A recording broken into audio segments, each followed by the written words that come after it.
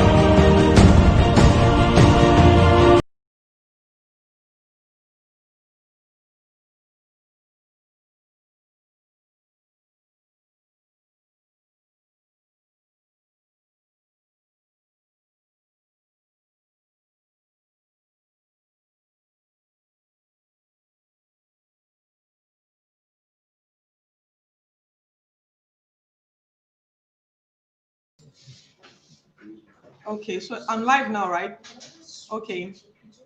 Okay, so welcome to the Emerge and Dominate Personal Brand.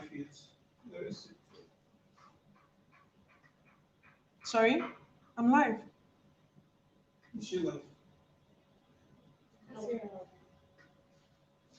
I'm live.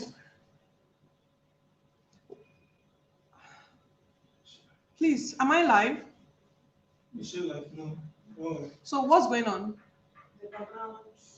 Oh, there's a lag. There's a lag. Because it's counting here. Okay, no.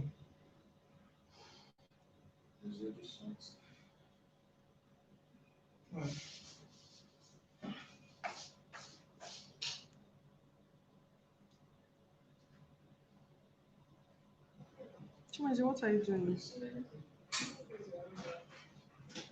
Oh.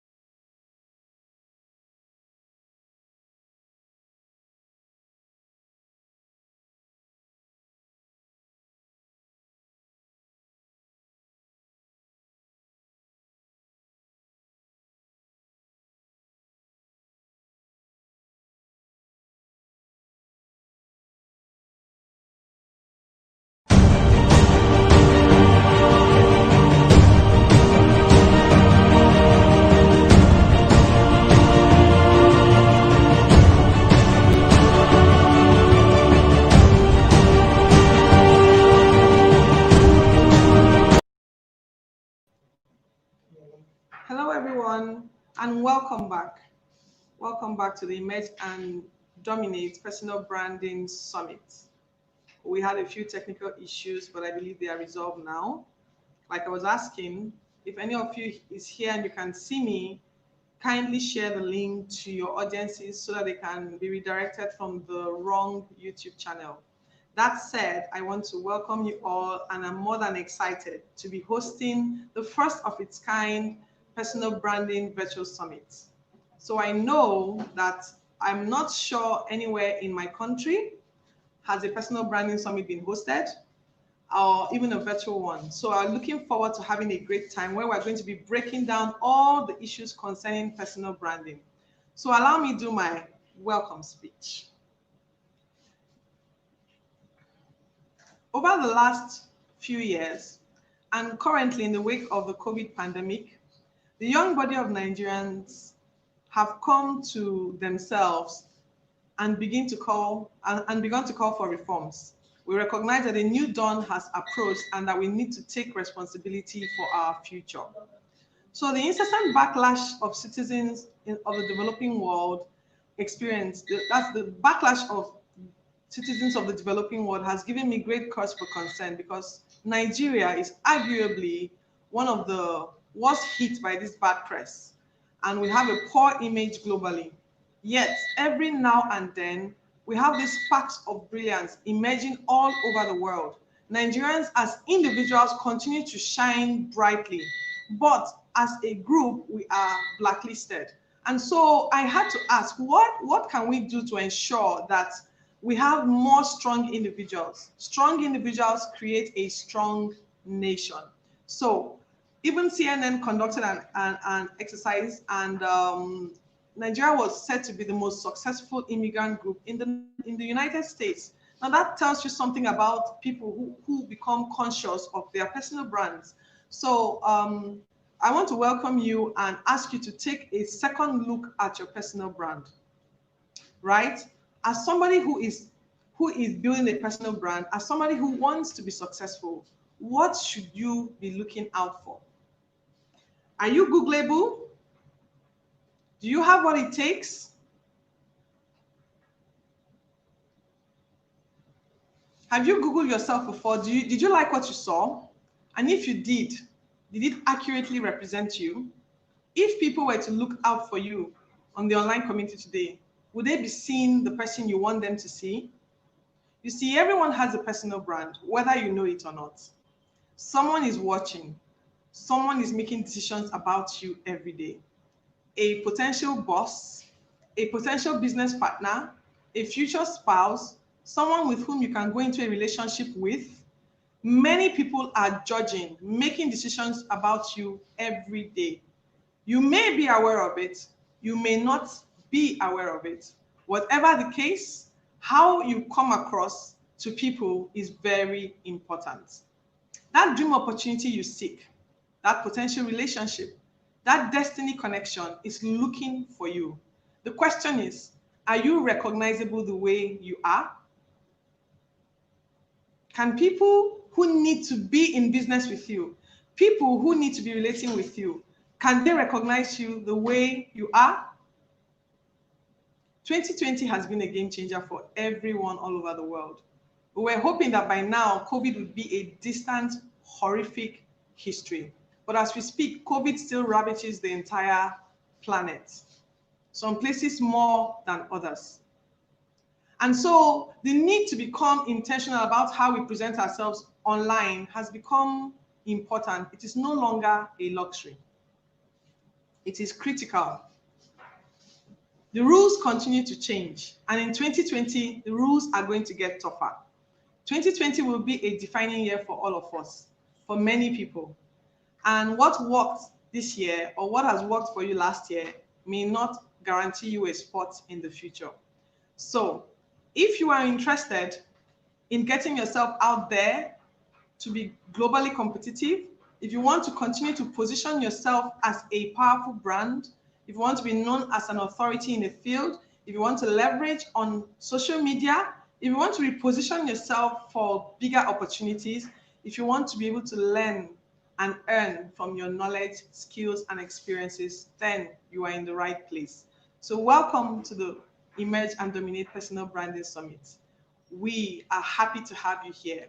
We're going to be having 9 guests who are going to be showing you different aspects of personal branding. Their stories are real, proven, with verifiable results, and they are going to be opening up their blueprints and showing us the secrets that have worked for them. Hopefully, you are not here just to feed your curiosity. You are here because you want to make a difference and you want it to count. I'll be looking forward to seeing you, getting your feedback and everything as we proceed. So welcome to the Emerge and Dominate Personal Branding Summit. I'll see you in a bit. Media.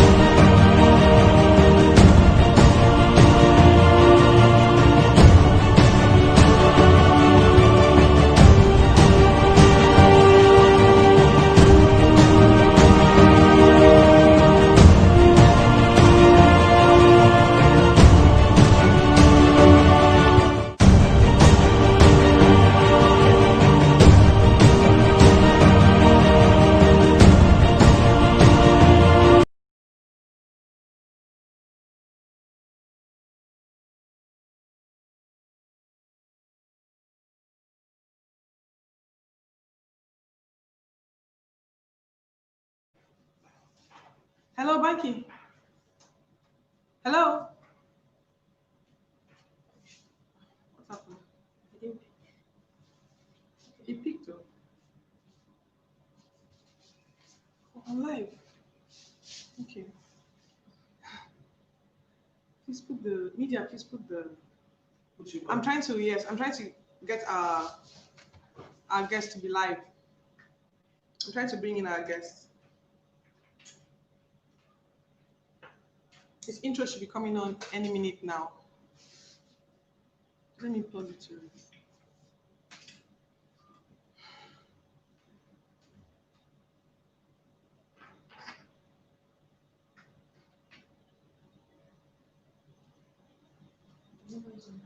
I'm live, I'm showing. Okay.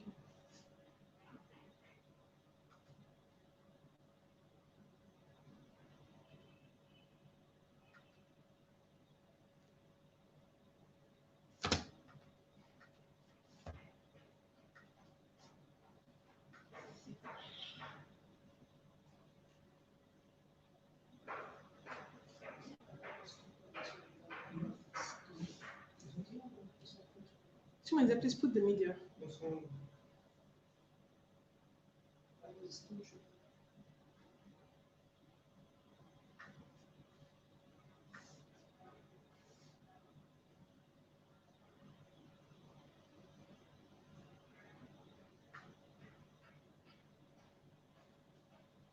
Just a minute, please. You guys are live.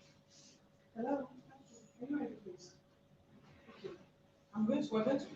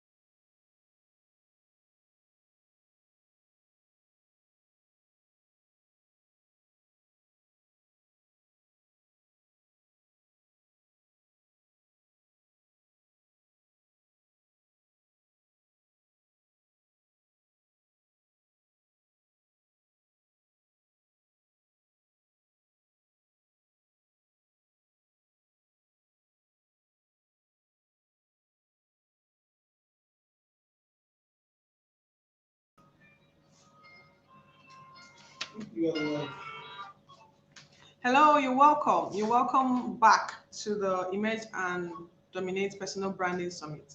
So, I have a guest with me right now waiting to come live. Um, there's been a slight change in our guests. Our original first speaker is airborne, and those of you who understand the airspace in Nigeria, sometimes your schedule can be rudely interrupted. So we were trying to sort out the speakers, reschedule them so that you still have a great start to the summit. So in place of our original guest, we have another banger, Mr. Bankole Williams.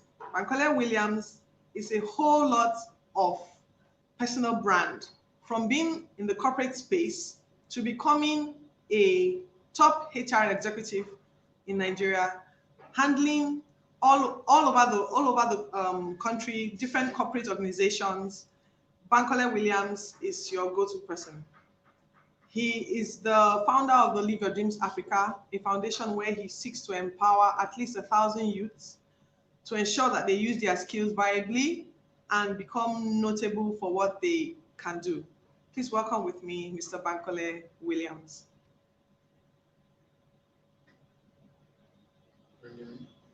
Yes, please.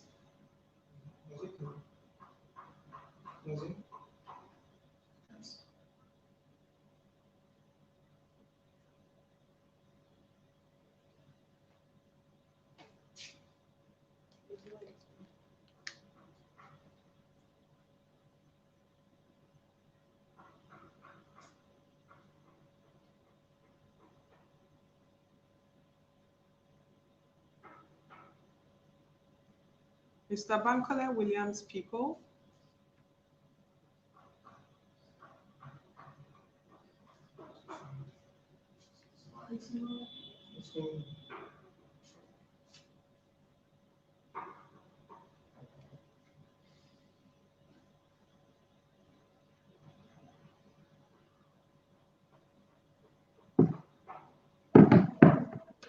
Hello, Mr. Williams. We're happy to have you on board. Hi, how are you? Thank you.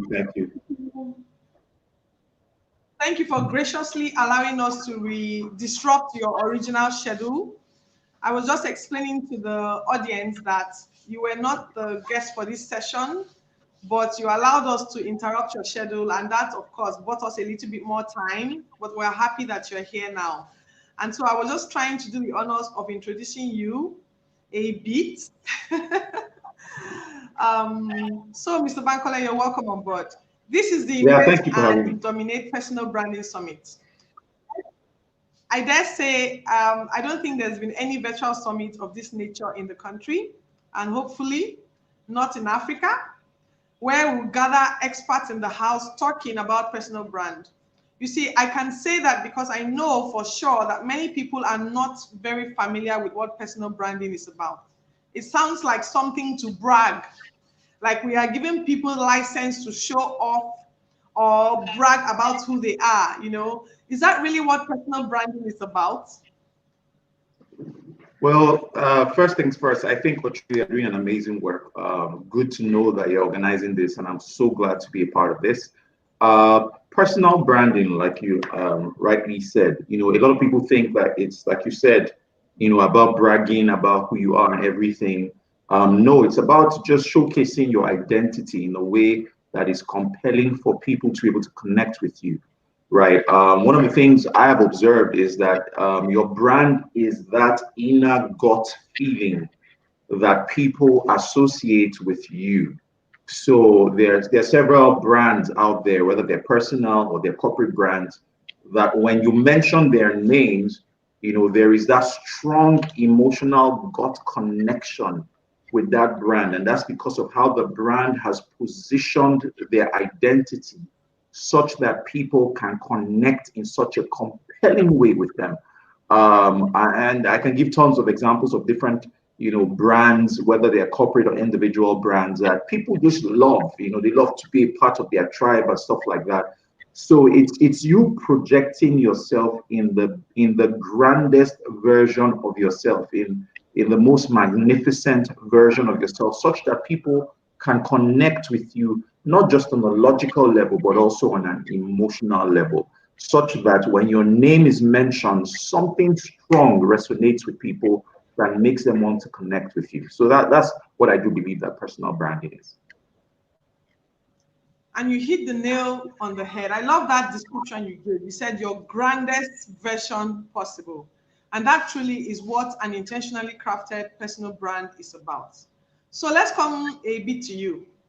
You were once in, I don't know, you've had quite a career, switch. I think there was a time you wanted to be a musician. There was also a time. Yeah. Why are you laughing? You were now in corporate Nigeria, time when to be in corporate world was a dream job.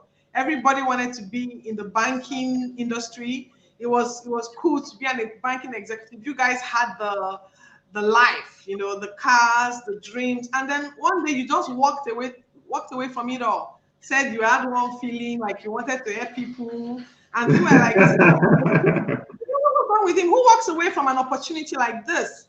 What motivated you to do that? Well, it's interesting because I do believe that it was a compelling picture of my future that was my motivation, right? Whilst it looks all dandy, you see a banker, you see people that work in oil and gas, and you think that they have it all rosy and everything. Sometimes people are just doing those jobs for the money and for the money alone. In fact, the thing that gives them the joy is the end of the month, right? For me, I believe that we all came here for a specific reason. God sent us here. Think about it. We existed in a location where the lowest part of that, country, so to speak, that we existed in, right, was gold. And God decided to kick us out of there and bring us here to earth. He must have had a reason for sending us here. There must have been an agenda. There must have been a problem that existed in the earth, that he took that chance, took that risk of sending us away from that home and bringing us here. So for me, I felt I got to a point where, I was earning some good money, and I realized that beyond the money was the satisfaction and the fulfillment that I desired, which I wasn't getting at the time. Right? It's not like I hated my job, but I knew that there was much more. So for me, there was a compelling picture of my future. I saw that there were possibilities that existed, not just for me, but for the impact that I could have on people by virtue of the knowledge that I had and by virtue of the purpose for which God had created me. So I always desired and craved to be a consultant, even though I was in HR in the banking industry. And I decided, you know what, I might as well just take a chance. You just never can tell. You miss 100% of the chances that you do not take. And I decided that, you know what, I was going to take a chance and just, turn my, ensure that I'm not looking back at where I'm coming from, and just focus on what was ahead of me. And thankfully, it all worked out well. So the point for me is that, like I rightly said, there was something that I saw ahead of me, and I didn't want to have to look back and wish and wonder, what could have happened if I seized the opportunity. So I decided to take the chance.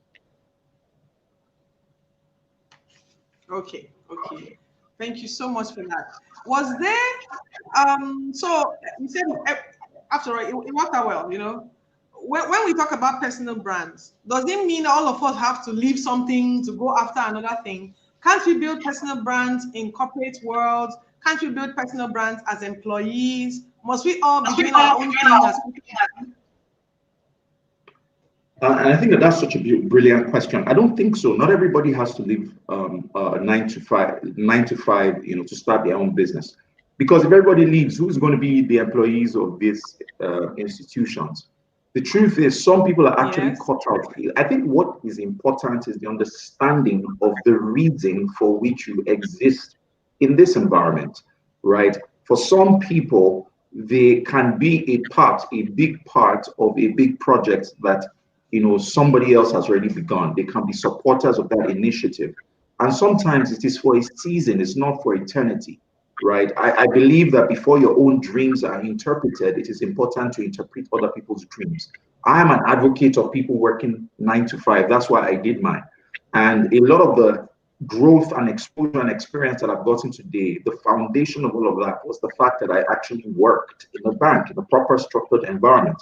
And some people, their desires are aligned with the objectives of those institutions. So it is fine. Your goal could be to get to the highest point of the current division or department in the organization you find yourself in, right? So, for instance, somebody might be a human resources officer, right? Your career path could be that at the peak, at the pinnacle of it, you could end up becoming the head of human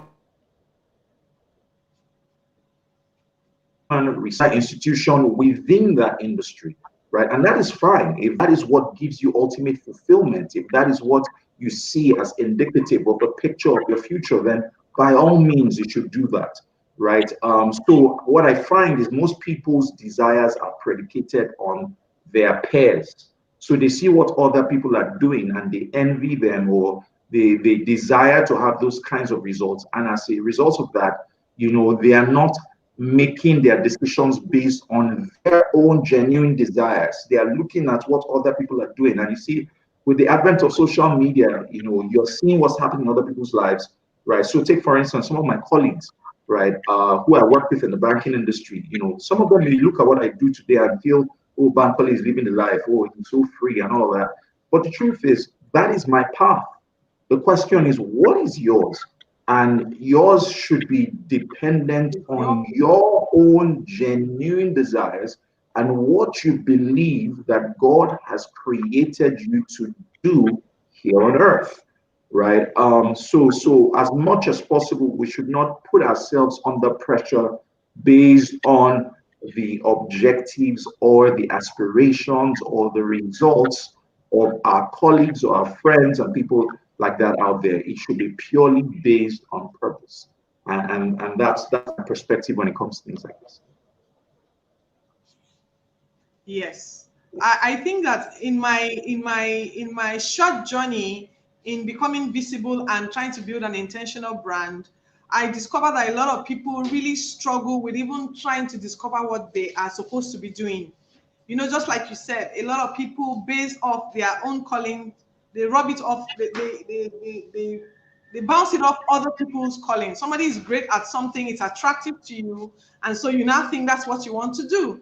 But it's very important to be very clear about your journey, because your journey will affect your personal brand, right? Your journey will affect what you want to be known as. Okay, so I had bragged when I was putting out the post that I am going to bring people with verifiable results who will expose their secrets. Every single one of us is unique and our personal brands are unique. So, but every single person has a way they tweaked it so that it works for them. We want to know what those secrets are and if they are replicable. If we can do them, if we can follow the steps you took to begin to build our personal brands. How do we know what we want to be? And if we do, how do we now begin that journey? What was the most important factor for you? So you started by how do we know what it is that we want to do? I believe that God has a way of putting people who are pointers as to what it is you should be doing in life. I like to use the analogy of a baby leaping, right? Everybody carries a baby inside of them. And you see somebody who is succeeding at that thing that you desire to do, right? In their presence, for some very interesting reason, it feels like your baby leaps. You see them at the peak, at the pinnacle, at the zenith of what it is that they're created to do. And as they display, that great work that they're doing, something on the inside of you suggests that you can do the same. That's pretty much what has happened to me, right? There are different people who had gone ahead of me, and I saw them doing what it was that they were doing and excelling in it. And not only did I admire them, my baby leapt. I felt like what they were doing was an indication of what I should be doing in my own life. And I think that we miss out on those critical moments in time when, so to speak, destiny is calling at you, right? It doesn't mean that you should up and leave what you are doing in the immediate. No, it just means that there's a baby. A baby is there, and a baby requires time to be born, to be nurtured, and all of that, right? And that's what happened to me. What I did was I identified the people who in their presence my baby leapt, and I saw what they were excelling in, and I decided to expose myself to that industry that I found them in. And I saw that the more times I gave myself exposure to that industry, either listening to their own messages or going for their own programs or looking for other people that were, doing or excelling well in that particular industry, the more times I felt like, this should be me, the stronger the urge, to do this thing. So I was able to clearly define that path. And I do believe that that is one way you can know. Another way you can know is to pay attention to the moments in time when you are frustrated when something is poorly done, right? I do believe that frustration can be a form of direction, right? When you see someone do something and they do it poorly, and every other person is comfortable with it, but somewhere on the inside, you feel so grossly disappointed with their display, right? And you feel like this thing could have been done better. Other people are okay, they've moved on, but for you, you are just uncomfortable. It's an indication that discomfort is an indication of the fact that you actually have a solution to that problem, and that solution to that problem is crying out, and it is represented, or should I say misrepresented, as frustration. And that was the same thing for me, right? I used to work in HR, and people would attend trainings, or I would attend the training, and a facilitator would train. And in those moments, I feel like this person could have done way better. There were better ideas or initiatives that could have been incorporated that would have made this thing a lot more impactful. And those things were just indicators to me that, Bankole, you are a solution provider to this particular problem. Venture on this path, develop yourself in this area, and who can tell, you might just become one of the best, in that particular field that you find yourself in. So I do believe that these are some of the things that you can check to know how to proceed. So once I identify the people who are excelling, one of my secrets, and I say this, practically all the time, is the privilege of mentorship, right? And like I said, I found the people who made my baby leap. And one of the things that I did was I served these people. And I see that as a missing link with certain people who want to excel in specific fields, right? They want to excel, but they do not want to serve. And I think that service is a very, very important aspect, of personal branding, because there are certain things that rub off on you without knowing, without you even consciously trying to learn those things. Very unconscious, right? It's the power of association. It's like when you see, I don't know, Trude, if this has happened to you before, maybe you're speaking to a white man, and somewhere along the way, you notice that your accent changed. You didn't plan for it to change. You just realized that you started speaking for them, right? And in fact, you shock yourself. You're like, is that me? Right? It happens all the time. Yeah, I do. Now here's an interesting thing, right? All the time. Without planning to copy that person, right? You picked up something subconsciously. And that's what I'm saying. That's the power of association. You pick up things, right, subconsciously without trying to, right, do those things. And that's the power of mentorship. So the people who I served, there are certain graces that I've benefited from. There are certain attributes which they display, which I find myself displaying, right? And the privilege that I've gotten today is a function of the fact that I was willing to position myself or submit myself to service. Even till today, right? I still make myself available for these people who I see as mentors in what it is that I do. That for me is one trade secret that has worked for me. And if more people try to apply this, not just by seeking mentors, but by seeking opportunities to serve, meet their needs, their interests, their concerns, when you do so, right, they'll give you access to some of the secrets. But beyond that is the fact that some of the things that they do, some of their traits will rub off on you, right? And sometime in the future, you look back and you just be like, wow, I didn't know that I picked up so much just by putting myself in such a position. Fantastic. I mean, I have never connected the idea of service as something you do in personal branding as something you should do. So thank you for putting that idea in my mind. I'm pretty sure it's also novel to many of our viewers. I hope you are enjoying our summit so far. Please, if you like it, please share the post, share to your social media handles, leave a great comment. If you have anything that you think he has said that makes big sense to you, please put it in the chat section. We would like to showcase it and be saving your questions up because I'm pretty sure some of you have questions. Okay, so you said something about baby leaping in our wombs. You know, when you are around people who are doing something that you want to do as a personal brand. Well, I don't think there's anybody that will frown at making money. I mean, anytime I'm around somebody that has a lot of money, the baby leaps. I'm sure every Nigerian, every Nigerian babies leap in our wombs when we are around money because we know that you need money to live on this side of eternity. Should every personal brand be looking to make an income? Should every personal brand be looking to earn money from it? If you're a personal brand like you are a HR consultant, you are a widely acclaimed HR consultant in Nigeria, your brand is tradable. Are all personal brands tradable? Should we be trying to make money from all the things that we can use to position ourselves as personal brands? Nice question. Well, I think that question is very subjective, and I'll tell you why. Right. I think that the benefits, right, of having a great brand, one of the benefits is the fact that it accrues to you some monetary value, right?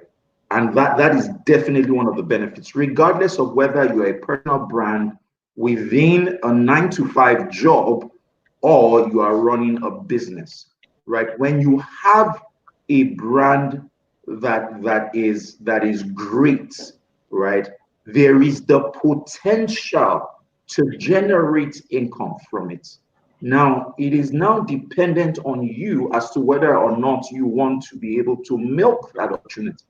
So I'll give you an example. You are head of a department in a bank, but you have a great brand. In fact, within the organization, they mention you, something comes to mind, right? Something great comes to mind. This person is a performer. Now, your name, right? Some people can use your name to gain favors. They say, oh, I work for so and so person. Ah, you work for so and so person, and doors open. So there is some equity that is attached to that brand. Now, you can leverage on that equity to significantly, boost your own progress within that organization or within that industry. It's dependent on you. Or you can decide to have a product. And I think that this is the missing link that exists with certain people. They have great brands, but they have no products, right? People pay for products. So you can leverage on the brand that you have developed and then have a product that can go where you can't go. And because that product is associated with your name, right, it's going to significantly generate income for you, right? So that's one way. Another way is to even align with other brands. So because of how influential you are, other brands will want to leverage on the name. A good name is better than riches. A name that you have, because that name will attract people in your tribe to purchase that particular product.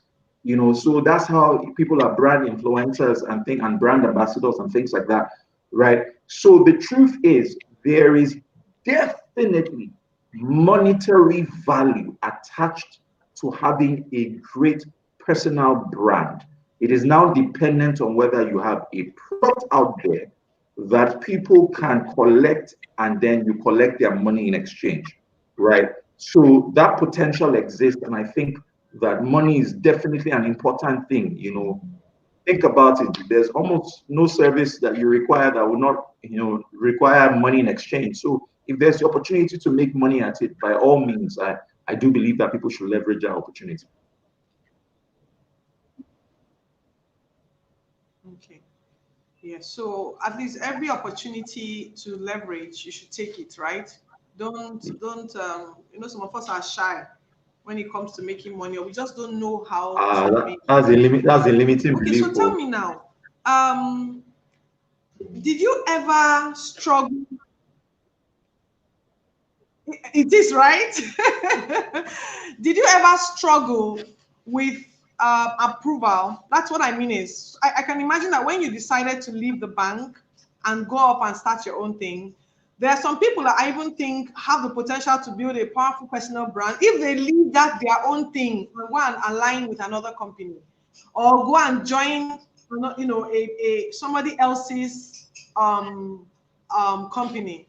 So I know that that transition can take its toll on the person. You may be struggling.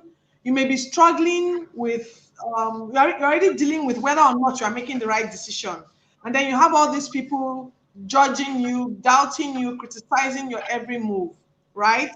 For you to significantly be able to build a personal brand, one of the things that I've recognized about powerful brands is they are able to handle criticism.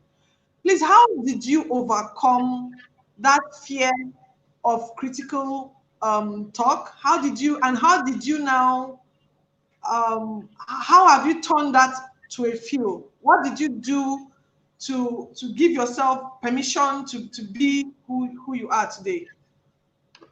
Because Well, I'm pretty sure a lot of people, a lot of our audience right now, there are many things they want, but they struggle with what will people say when they think I'm this, when they think I'm that. I don't want to be ostracized. I don't want to be treated badly because blah blah blah. So if for any reason somebody decides to take a bold step and follow their path, how do you advise them to handle that kind of negativity?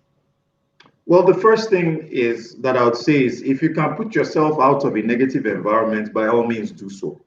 Right? See, some people are so negative So the that first thing you said is relocate yourself, relocate. what do you say? I said the first advice is if you can relocate from that environment, I am relocate. telling you. I am telling you. And that's because, some people are just so negative that, they pull you down, they pull your dreams down. You don't need those people around you. Friends with a common past is great. Friends with a common future is way better, right? What I find a number of times, if you check, is that the people who tend to discourage you are people who are so overtly familiar with who you were. They cannot rationalize who you are or who you are going to be with the person that they've always known. And if you consistently put yourself in that kind of environment, you will feel disempowered. And that's the truth. I remember when I was leaving banking, people thought I had lost my mind. Let me help you understand. I left in the peak of the economic recession, December 31, 2009. It made no sense. Other banks were laying their staff off. My bank happened to be one of the few banks that were not laying people off. I laid myself off. It didn't make any sense to people. I remember going to meet certain people to let them know my decision to leave. They told me, Bankole, you've lost it. Some people told me, you will come back to beg for this job, right?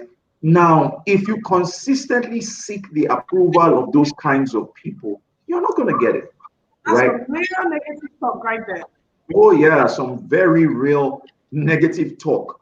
But the truth is, I make sure that I put myself in the environment where I will get positive information that would align with my desires. That's why I was consistently attending programs of people who were excelling whatever I wanted to excel in. I was listening to their messages every morning. I was deliberate about empowering myself with good quality information, right? That aligned with my dreams. And I was aware of the reality of what I was getting myself into. I think that sometimes um, it is good to dream big dreams. I'm an advocate of that. I believe in dreaming big dreams.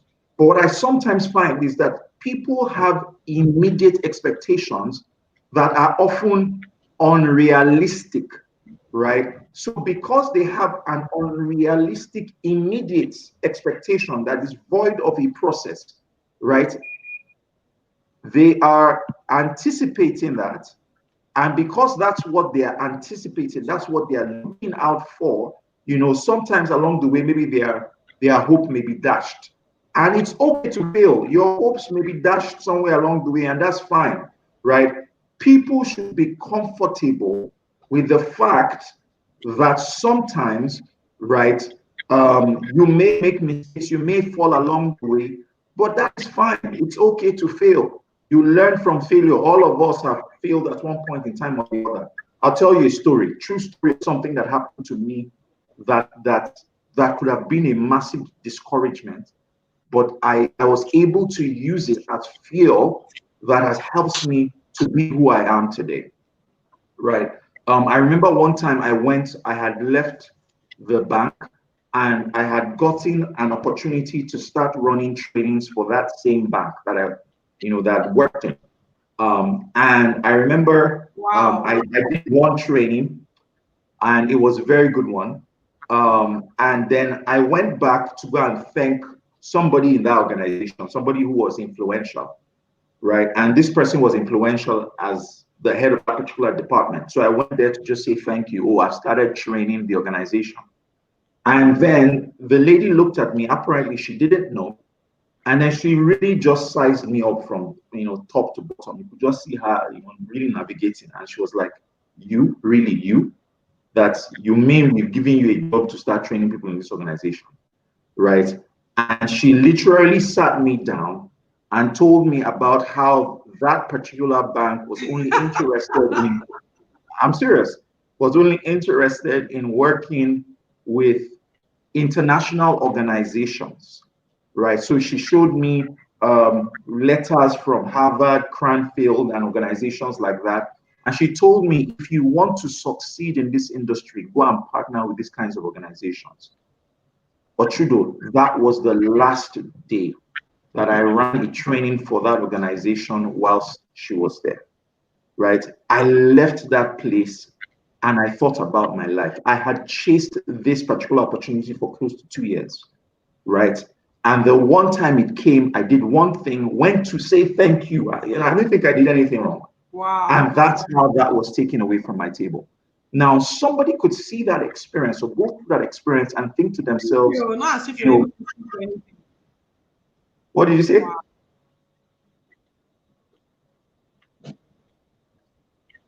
Sorry, I lost you for a second. No, I say, wow, wow. Yeah, I'm telling you. So that's how the opportunity was taken away. And somebody could have that experience and just feel okay. rejected. No, I was just reacting to the story you shared, that you were just going to say thank you for the job, and then right there it was taken away from you. I'm telling you, that's what happened. Discouraged. Very true. That's right. Terrible. But for me, like I said, imagine if I was sharing that story. But since then, how has that story changed? Because I know, I mean, we didn't play your intro, and we're going to play. Okay, sorry, the line is breaking, but I think I heard what you said. You said since then, how has the story changed? Well, I'll tell you. First things first, I now train that organization. Not only do I train the organization, I train the senior people, senior management of that organization. Not only do I do that, I've trained no less than 12 to 13 banks within this country. And when I mean train them, not just junior, mid-level, but senior management staff. I do senior management retreats for different institutions. I've trained the World Bank, trained organizations like Google, right? I can't, I was going through a list of companies that I have facilitated trainings for. There are so many, right? And there are days that I have trainings, I can't even do them alone. I have like 3, 4 trainings running simultaneously in different locations, right? I am doing very well, right? Very, very established in what it is that I'm doing today. But this is the same me who could have given up then when I was in the face of what looked like a rejection or what some people would have considered a failure. And I'm saying to you that this is all part of the experience, right? It's what makes your story sweet. I'm here on OCHUDO's platform today. What story will I share, right? The fact that I have been through what some of you are going through would encourage somebody. And that's what I'm saying, that somebody needs to just fail. And the reason I'm saying so is because it's not just for you. You are not just here for yourself. It will be an encouragement for somebody in the future. Beyond that is the fact that you would gain, you would learn, you will gain, you will build muscles, you develop capacity, right? You would also value greatness when it comes your way. You would also value the opportunities when they begin to open. Why? Because you have actually failed. You've been there when there was nothing. Now, when there is something, you are grateful and appreciative of it. So for me, it's all part of the process. It's all part of the journey. But it is imperative that you recognize that you surround yourself with people who will fan the flame and not just douse the fire, right? Be deliberate about those kinds of people in your environment. And the more you expose yourself to such people, very soon, the world, everybody who literally was against your decision, right, would, in fact, let me tell you a true story, right? There are people who choose, this one was very humbling. Earlier this year, right, somebody called me. This was a guy who was several years ahead of me in the bank, right? He heard my webinar. He called me to apologize to me for something that he said in 2009 when I was going to leave the bank. He not only called to apologize, he registered to attend, to be an attendee in the career GPS program I organized, right? He was taking notes in my class. This was someone who was way ahead of me. I have also run trainings where my bosses, people who were several levels above me, were sitting down, lifting their hands and asking me questions, something that would never have happened when I was working in the banking industry. And I'm saying that those possibilities exist for you, but they will only exist for you if you keep on moving, regardless of whatever obstacle you face along the way, right? So these are my thoughts regarding failure and the fact that it is a necessary step in the journey to success. I think what you just said is so inspiring. Wow, that's such an inspiring story. So, but look, I know that there are people out there who have attempted to do what you have done and succeeded at, right?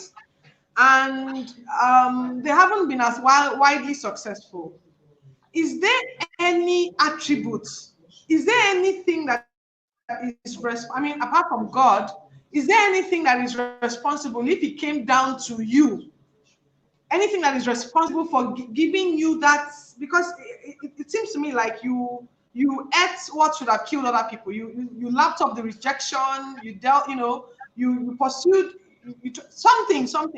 Is it in your attitude? Is it in your mind? Were you exposed to some knowledge that your colleagues didn't have?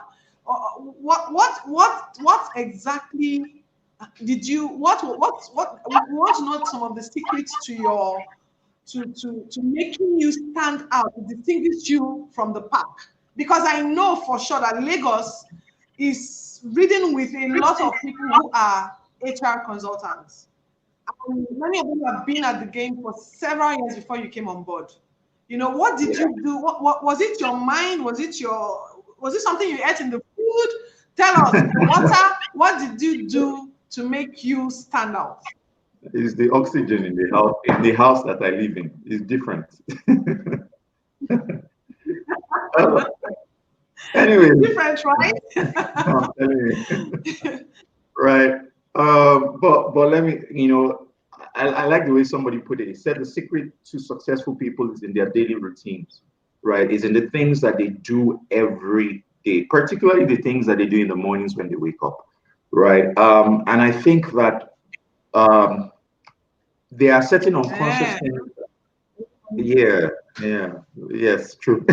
I think that there are certain unconscious things that people do that are responsible for their success. And those things you may not know until you begin to observe those people. So I think that one of my greatest assets, to be very candid, is my mind. And aside from it being a blessing, I have been deliberate about the development of my mind. Yes, right. I think that a lot of the results on the okay. outside are a function of the development on the inside. I'll take that again. A lot of the results that we experience on the outside are as a function, yes, a function of the development of your insides and the development of your mind. I'm very big on developing my mind, and in those moments, I'll be honest with you, right? There were times when I was frustrated. I wouldn't lie about that. That's the truth. But I understand that it's all part of the process. Mind ahead of adversity, such that when the adversity came, I had the tenacity to pull through, right? Is one thing that I think has helped me significantly.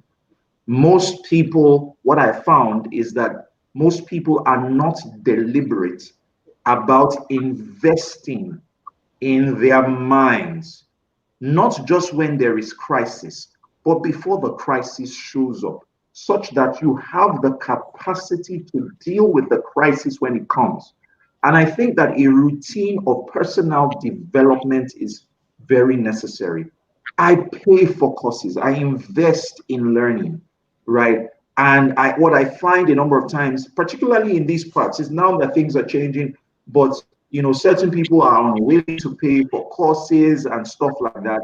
I am telling you, if you want to go far in life, buy the truth and tell it not. Pay for OCHUDO's programs.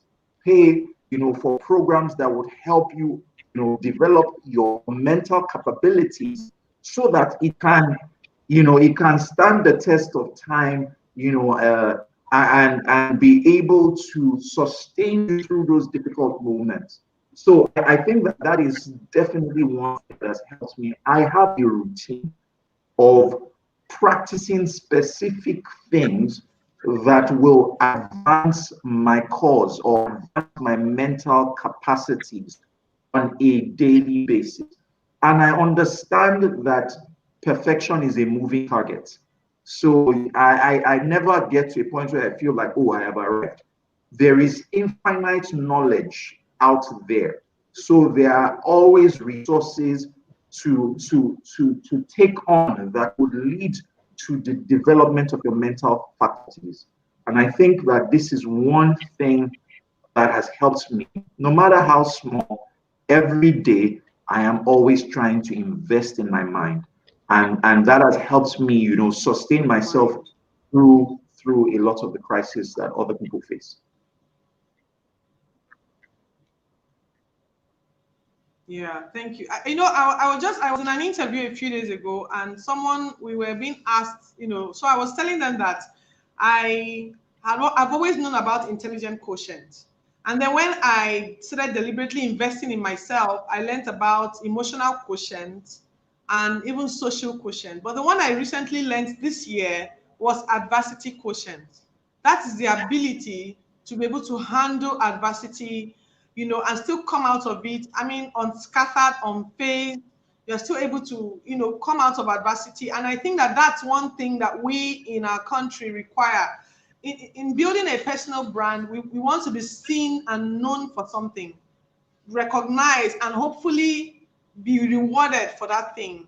And what many of us are not prepared for is the kind of adversity that can come against you when you have made a decision to start developing yourself.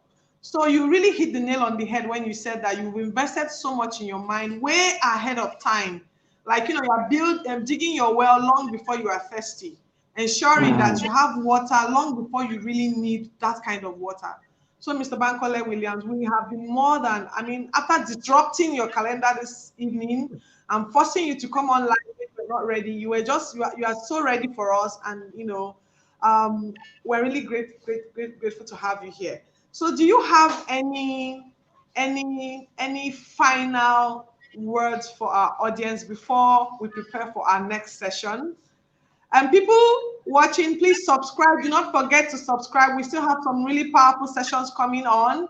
So please do not forget to subscribe and do not forget to share and put out your thoughts out there on your social media handles. Share with your colleagues, friends on WhatsApp, Telegrams, Instagram, Twitter. Tell them the Emerge and Dominate Personal Branding Summit is live and they should be here. So, Mr. Bankole, tell us now, one last word. What do you want us to leave this session with? I mean, it's not an accident that you are the first speaker, even though that was not how we planned it. But so what do you want to leave this session with? Well, I believe that it is important that people begin to know themselves. And personal branding has a lot to do with identity, but you cannot have a strong identity if there is no familiarization, or if you are not familiar with who you presently are. What I find is people have identified the kind of identity they desire, but they don't know where they are, right? And it's important to become aware of yourself. You know, I see this happen a lot of times where somebody walks up to another person and says, "Do you know this how you are?" And the person is like, me? No, I'm not like that, right? And it happens a lot of times. And the reason it happens is because people are unaware. They lack self-awareness. And I think that self-awareness is what begins the process of change. So this is my final word, or this is my advice to anybody who is listening and really, really wants to build a good personal brand. But remember, you must start by becoming aware of who you are so that you can make the necessary adjustments. Guys, I found out first thing when you wake up, right? Most people start their days thinking about yesterday's problems. They start their days thinking about how they were yesterday. They don't even realize it. It's very unconscious. And I'm saying that if you start your day that way, you will produce the same person that you produced yesterday. So you must be deliberate about starting your day with a design of who you aspire to become like, and not just with a repository of who you were, right? So most people have what I call repeated thoughts, right? Science has proven that we think 60,000 thoughts a day. 90% of those thoughts are repeated.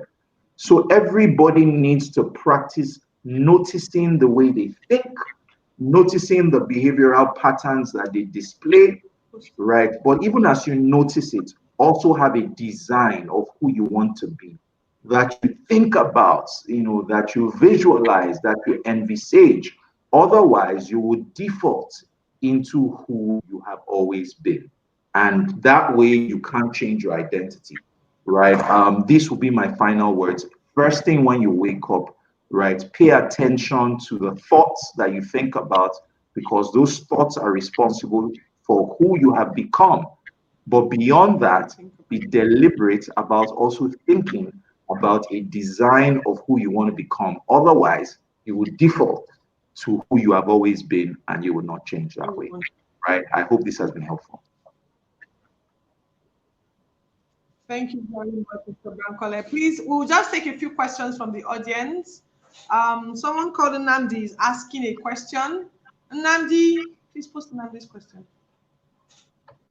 Nandi is asking, if service to a mentor is needed for personal branding, what happens when your mentor isn't someone you contact physically? Okay, so I think that there is. Nandi is asking, if service to a mentor, yes.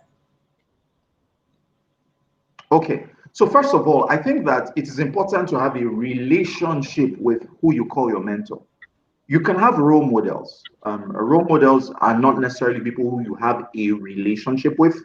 but you intend to model your life after them, right? But it is important to establish a relationship. So it might not be that you are in the same physical space, but what I find is some people call me their mentors, but I don't know them, right? And I think that that is maybe I'm a role model to them. But you want to be intentional about building a relationship. How do you build a relationship? And I think that that's the critical question here to ask is how do I build a relationship with someone I aspire to, or desire to mentor me? And I think that this is critical, right? I get tons of messages from people saying, "Oh, Bankole, mentor me, mentor me." I can't mentor everybody. That's the truth. But certain people get my attention, right? How do you get a mentor's attention? You must pay attention to three things: either their needs, their interests, or their concerns. Their needs, their interests, or concerns. Your ability to meet any of these three things can help you get the attention of someone who you desire mentorship from. I'll give you a practical example. One day, several years ago, I received an email from somebody, a lady who, aspired, desired mentorship from me. And then in that message that she sent, I had put up a post on Instagram, and then she just, forwarded that post to me, and she interpreted that picture that I put out. She said, "I can see from this particular post that you put up that you are trying to memorize your lines before you start recording." And then she sent me the link as to how I could set up a teleprompter. And she said, you can set up a teleprompter such that you can be reading and nobody will be able to tell that you're reading. Then she sent me a link of a video that she had put up where she was actually reading stuff, and it wasn't obvious that she was reading. And she said, "You know what, I'll be very happy to help you set this thing up." Right? So several years ago, and I thought it was very thoughtful that she was able to perfectly, accurately interpret that picture, right? Saw a need, was willing to meet the need, and then offered to help. Now, here's the interesting thing. Several years down the line, right, I was with her somewhere and she was introducing me as her mentor. And I thought about it. I don't remember her ever asking me to mentor her, but we both knew that we had a mentoring relationship going on there, right? And that is the critical So we're thing. mentoring her.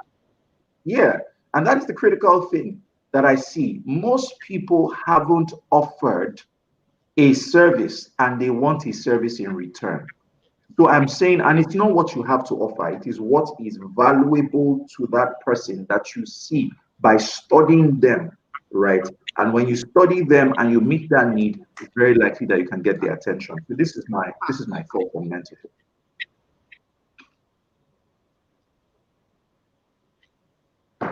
This is such a valuable point you just raised. If you are able, because I think that this is really a challenge for a lot of people, if you're able to pay attention to the needs, interests, and concerns of the person, and I know what you're saying. I have one or two like that who have paid attention, and they are like God sent. Is they will not have to ask me for anything for me to be willing to go out of my way to do stuff for them.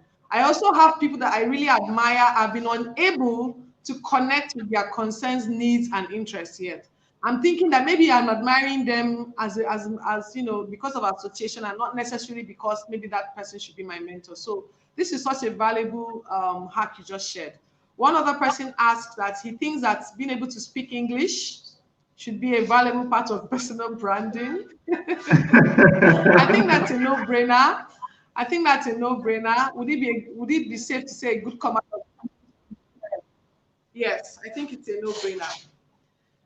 I think it's a no-brainer. So, Nandi, your answer is try. If you are going to, if you want to be seen as a personal brand, try and master the things you have chosen to do. You heard Mr. Bankole. You need to work on yourself and do. So, if you want to speak Hausa, you might as well speak completely good Hausa, not broken Hausa, not broken English. Whatever you choose to communicate in, make sure you are communicating at the grandest version of yourself. That's what I've taken away from this session today. Mr. Bankole Williams, thank you very much for taking the time to spend with us.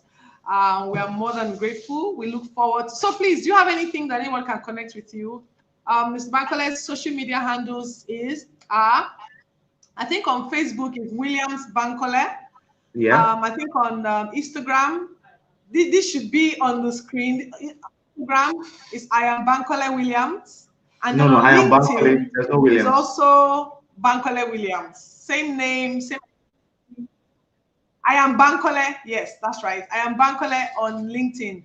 Find him, follow him. He gives out a lot of daily tips. His a foundation, Live Your Dreams Africa, actually empowers young people. Like you can go to him, join his foundation, learn a skill, and start making money from that skill. So you really, Bankole is someone you really want to connect with. I hope he has inspired you this evening. We look forward to having him for more things, you know. But like he said, before we go and tap, we're looking for his consent, his needs, and his interests so that we can key into what matters to him. Thank you, Mr. Bankole, for joining us. We're grateful, and we'll be seeing you very soon. Please, can you roll it? Thank you for having me. I had a great time. Thank you. Well done. Well done. Congratulations again on this. Bankole Williams is a consultant, a peak performance coach with a proven record of helping organizations develop their human capacity to surpass their annual financial targets. He's a social reformer with a goal to solving the problems of unemployment and underemployment through his foundation, Live Your Dreams Africa Foundation. Bankole is a master practitioner of the neuro-linguistic programming, a UK certified life and career coach, a certified management consultant from the International Council of Management Consulting Institutes. He is a fellow of the International Management Consultants of Certification Board and is widely regarded as a behavioral change expert. Bankole is a recipient of numerous awards, including the Lagos State Award for Excellence in Youth and Social Development and the Coaching Icons Award. Bankole is on a mission to create 1,000 jobs.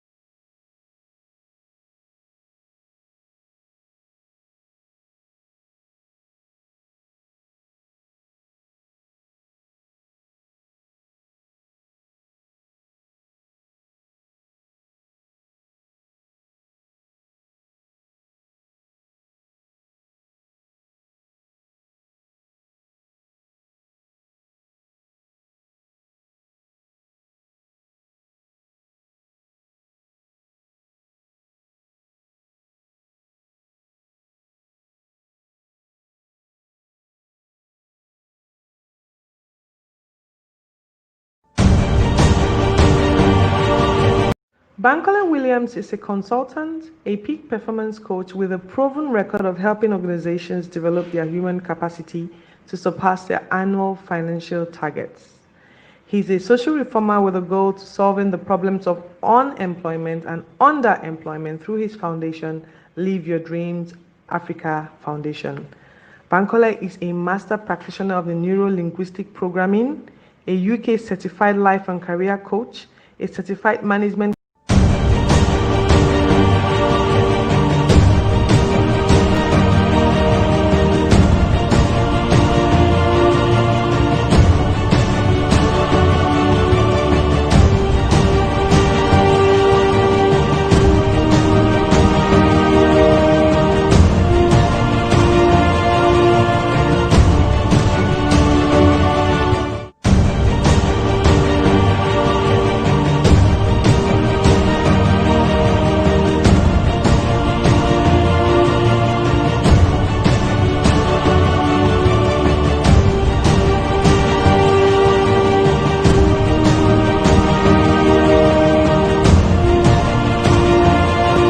Bankole Williams is a consultant, a peak performance coach with a proven record of helping organizations develop their human capacity to surpass their annual financial targets. He's a social reformer with a goal to solving the problems of unemployment and underemployment through his foundation, Live Your Dreams Africa Foundation. Bankole is a master practitioner of the neuro-linguistic programming, a UK certified life and career coach, a certified management consultant from the International Council of Management Consulting Institutes. He is a fellow of the International Management Consultants of Certification Board and is widely regarded as a behavioral change expert.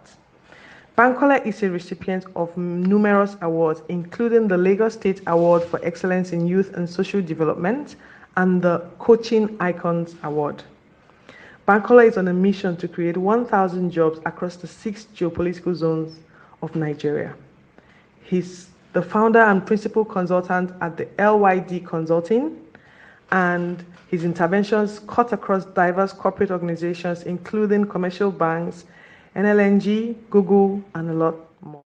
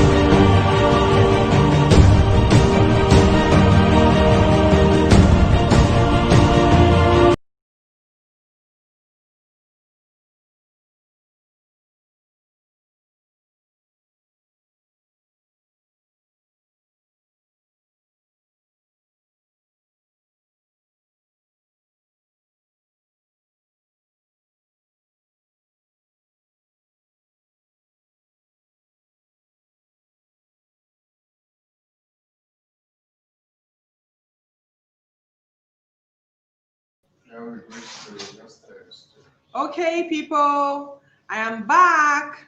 Thank you for staying through the first session.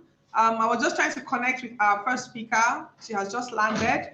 I'm hoping that we can still bring her on live. But while we're waiting for her, we're not going to waste any more time.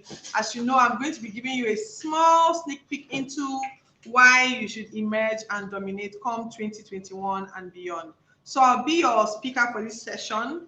Prepare your questions. I'll be more than happy to answer them. But allow me to tell you a few things about myself. Up until 3 years ago, I had only served as an architect. I had worked in the back room. What I mean by back room, I mean architects generally we are not known to be standing on stages, speaking to people. We like to come up with beautiful designs and people will be admiring the work and they will not even know who did it.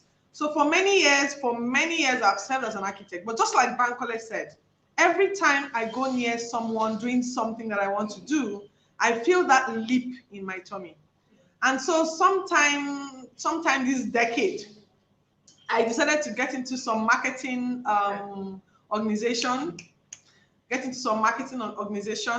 and I was introduced to networking, mingling with people, trying to get people to see and buy into your ideas. I could see the potential of that opportunity. But what even interested me more was the power that lay in people who were nothing, who became something. People who didn't know they could make money, people who didn't know what they wanted to do, and suddenly they arose from just obscurity into becoming superstars. You know, they used to call them rock stars then. You know, it was, I'd spent time working with people. That was when I really began my personal development. I began to read books. I didn't want to just be that one-time hit wonder. I began to read books. I began to develop myself. And over time, I began to slowly emerge as somebody who could help people see things differently, help people gain clarity, help people focus, help people grow. That became a deep, strong, it was a realization. I was like, oh my goodness. And I love this. I love the power I feel. I love the way I feel when people change, transform into becoming better versions of themselves. And just like he said, I have not looked back since. And so I titled this, me and my team, we titled this summit Emerge and Dominate, because we want to speak to two sets of people.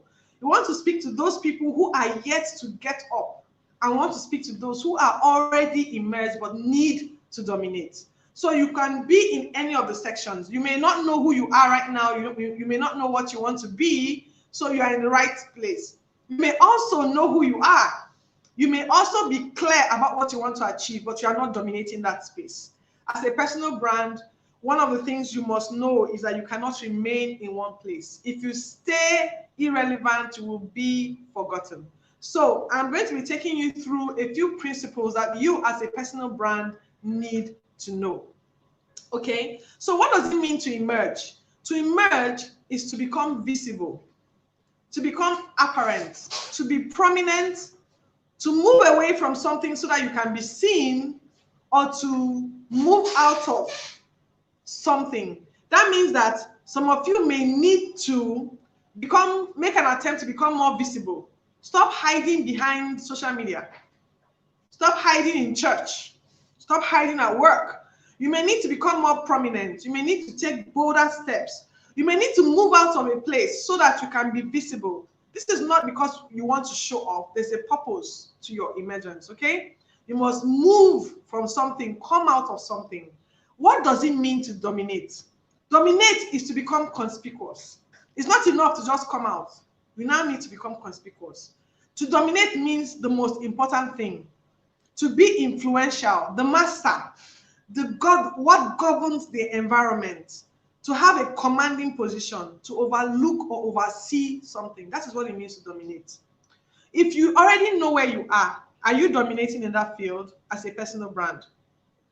Okay, so you're still confused what a personal brand is, right? Okay, let me try and define a personal brand my own way. So a personal brand is a person who shares their experiences, their knowledge, their skills, their interests, their habits, their lives, their personalities in such a way that it demonstrates capacity, and it establishes authority. I'll take that again.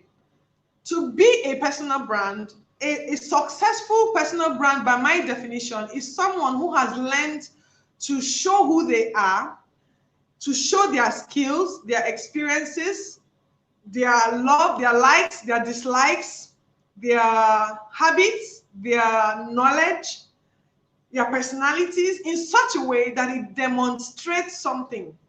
It allows people to bond with you, and it eventually establishes authority in that area. For instance, I can be an architect, right? But when you see me on social media, you see another person. I rarely talk about my architectural practice. Why? Because I am trying to share my experiences, habits in such a way that demonstrates that I am a personal development trainer. Does that make sense? I can show you every once in a while that I have something going on in my architectural space. But the brand I want to project out there, the experiences I will share, the way I will capture the stories, the way I will project them out there are done in such a way that it demonstrates that I can help you if you are looking for help in personal branding. That it allows me to build a trust factor with you, and it establishes that I have authority in that area. I hope it makes sense. Okay, so let's move on very quickly. Every industry, everything has principles that guide them. Everything you want to do has principles. What are principles? Foundational truth. Foundational, specific principles that undergird why you do what you do. So, for instance, it's a principle that to be able to fly, you have to go against gravity. You have to overcome the force of gravity. It's a truth, whether you believe it or not. If you attempt to fly without taking into consideration that gravity exists and is going to pull you down, you will try to fly and never succeed. What you will do for yourself is to recognize that gravity exists, and I need to find out what the people who are flying, what they did to overcome gravity. That is a principle. That is a foundational principle for flying. Does that make sense? So I'll be sharing some specific principles that I have passed through in my life. I have passed through in my life so to become the personal brand that I am today. I promise you, I'm not even going to pretend. I didn't know what I had never heard. I don't think 3 years ago I had never heard the word personal brand. I'm ashamed to even say that 3 years ago I had never heard the word thought leader. The first time I heard the word thought leader was just about 3 years ago. I remember thinking when I heard that word, you know what, this thing is me. This is who I'm supposed to be, a thought leader. I imagined that I wanted to be somebody who shared ideas that altered the way people saw themselves and gave them permission to be all that God has called them to be.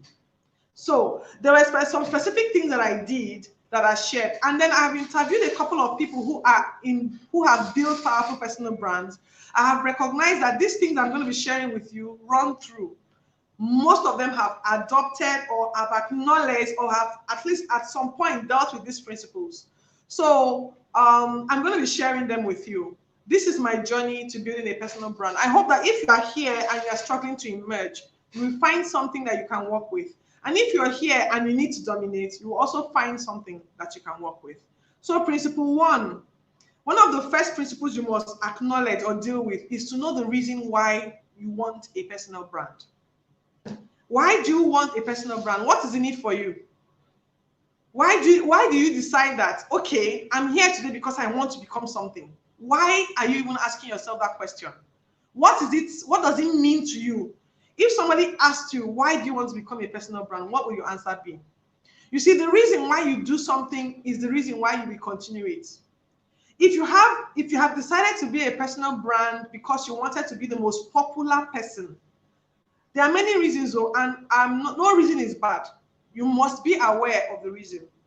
I may not think your reason is good enough, but so long as your reason is good enough to you, that is what you require. Why do you want to build a personal brand? If you are not clear about the reason, you will burn out.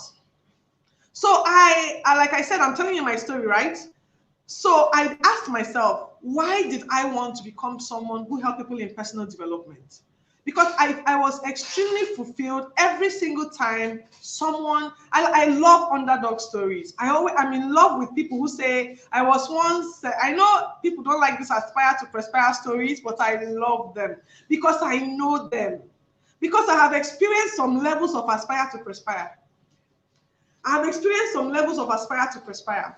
I have come out of nothing with nothing, and I started building on that thing. And that thing gave me exposure. It helped me begin a brand. So let me share my story. When I decided that, OCHUDO, you are called to help people with personal development. You are supposed to be doing something. You can teach, you can tell stories, do something with it. I decided to start sharing my ideas on social media.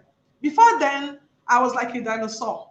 I didn't know how to post a picture on social media. I didn't know how to sell anything to people. I just simply wanted to share my ideas. It shocked me that the first video I did went viral. People would say, OCHUDO, open the video, let us share the link. And I would be like, I don't know what people are pressing on Facebook to make the thing shareable. No idea. I just wanted to share the reason. The reason was because I thought that I was extremely fulfilled. I'd feel like they dashed me money. I'd be feeling like I just came out from the shower. You know, whenever I shared a post and then somebody said, oh, this thing really blessed me, I feel like this was an answer. It would be like they dashed me 1 million. So my reason for doing it, I became clear. If you are trying to build a personal brand to compete with someone else, it's only a matter of time before you burn out. So the first principle you need to be aware of is your reason. Do you want to be rich from building a personal brand? Do you want to become popular? Do you want to be known after you die because of the reasons you are building a personal brand? Do you want your business to be biggest? What is the reason? Why do you want to be visible? Why are you trying to emerge? Is it to show off? No answer is wrong or right. The problem with, the issue is be aware of why you want it. Because when you are aware of your reason, you will find the energy to continue. All right. So that's principle one. If someone is here, please, you can put it in the comments so that we can put it up on the screen. Principle one, your reason is a foundational truth when you're building a personal brand. Number two, your person. Pankola's final words were, be aware of who you are now. A lot of people are not aware of who they are. If I ask you, what do you want to achieve? Somebody else will say, I don't want X, but they will not be able to tell you what they want. So a vacuum is created and nature abhors vacuum. So it's not enough to know what you don't want to be. It's important that you know who you are and what you want to become. So who are you? What is your message? How clear are you about that message? How do you preserve yourself and your message? What do you want to be known for? Why do you want to be known for that thing? You see, knowing who you are is very important. Knowing who you are is very important because I'll tell you my story. So I am somebody that likes to be in the presence of positive people. I mean, everybody does really. But I mean positive people that keep thinking they can change something, solution providers. I always feel ill, like I have a headache when I'm around people who just lament, oh, things are so bad, we can't change anything, this country is blah, blah, blah. I become ill. I simply can't be around such people. And so for long.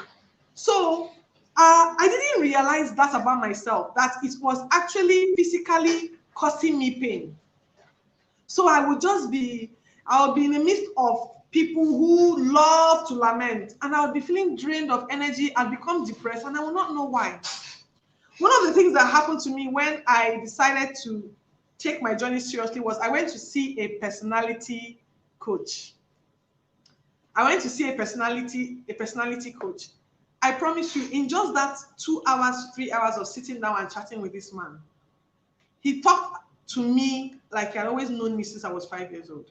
He laughed at me. He told me the things that I should have been doing that I was not doing. I was amazed that this kind of human being exists in this world, that knows me. You know, he said so many, and I was like, he said, you see, the problem with you is that you don't want to admit that this is your weakness and this is your strength. Take your strength, build on it, starve your weakness.